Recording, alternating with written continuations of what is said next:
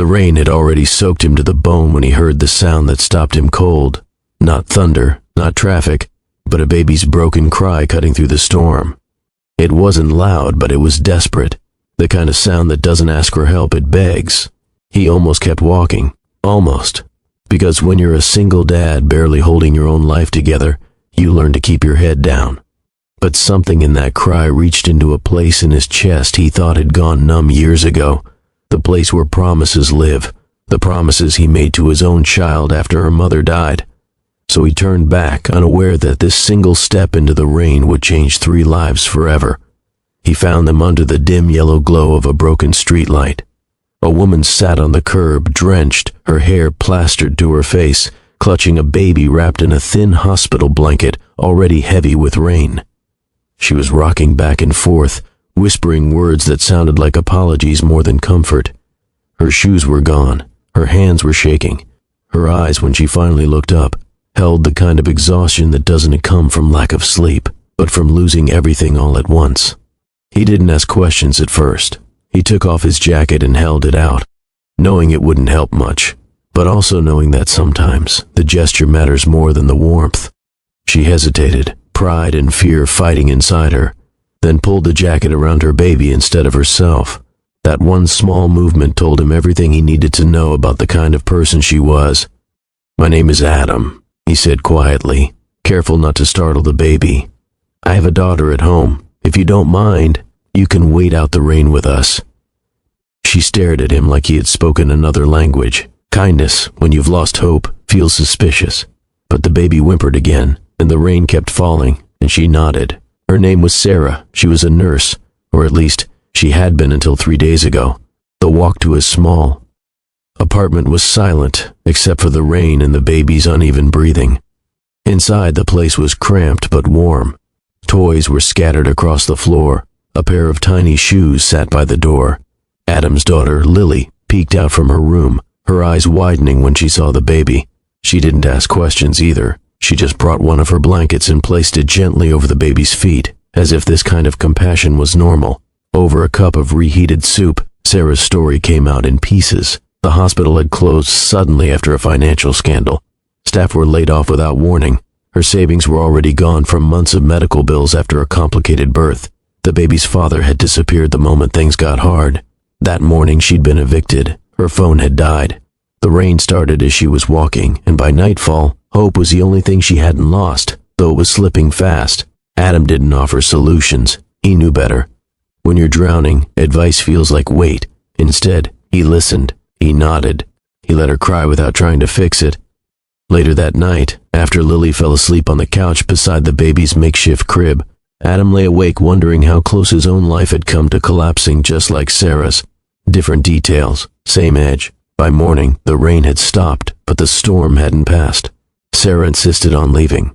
Adam insisted she stay one more day. One day turned into a week. She helped around the apartment, cooked when she could, rocked Lily to sleep when Adam worked late shifts at the warehouse. Slowly, the baby began to smile. Slowly, Sarah's shoulders lowered from around her ears. Slowly, the apartment felt less like a place of survival and more like something almost resembling a home. But life doesn't let fragile peace last without testing it. The letter came on a Tuesday morning, slipped under the door. Adam knew what it was before he opened it. Rent increase, final notice. He sat at the kitchen table staring at the paper while Sarah fed the baby, unaware that the ground beneath them was cracking again. For the first time since she arrived, Adam felt ashamed. He had offered shelter without knowing how thin his own safety net really was. That night, when Lily was asleep and the baby finally quiet, Adam told Sarah the truth. Every word felt like a failure. He expected anger, panic, maybe even blame. Instead, Sarah closed her eyes and nodded, as if she had been waiting for the other shoe to drop all along. "I can't keep taking from you," she said softly. "I'll figure something out."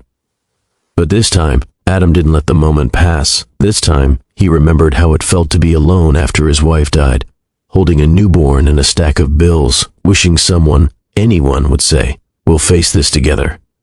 He looked at Sarah and said the words that scared him most.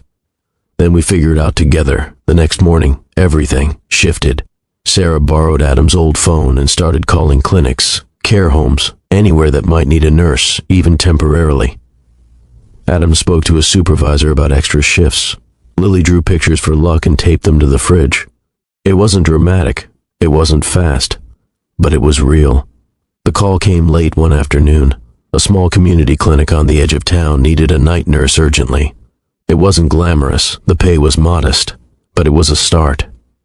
Sarah cried, not loud, broken sobs like before, but quiet tears of relief. Adam drove her to the interview, waited outside with the kids, and when she came out smiling, something warm settled into his chest. Money was still tight.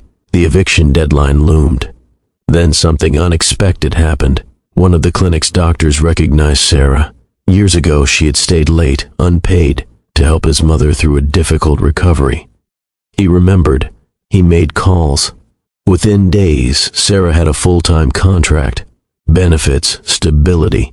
It didn't solve everything overnight, but it changed the direction of the story. On. The final day before the eviction deadline, Adam received a message from his landlord. A payment plan. More time. A chance. Adam sat on the floor and laughed until tears came. Lily clapped, not fully understanding, just happy that the adults were smiling. Sarah held her baby close and whispered, "Thank you to no one in particular." Months passed. The apartment changed. New curtains, less fear, more laughter. Rain still fell sometimes, but it no longer meant disaster. One evening, as Adam watched Sarah rock her baby, now stronger, healthier, he realized something quietly powerful. He hadn't just helped a stranger in the rain. He had found a reminder that kindness doesn't require abundance. It only requires courage in the moment it matters. Years later, when Lily asked why he always stopped to help people, Adam told her about a night when hope was all a woman had left, and how hope, when shared, has a way of multiplying. He told her that sometimes the smallest decision, to turn around, to listen, to care, can rewrite an ending that once felt inevitable. And somewhere out there, in the sound of rain against pavement, another cry would rise. Another choice would wait to be made. And because of that night, Adam knew he would never walk past it again.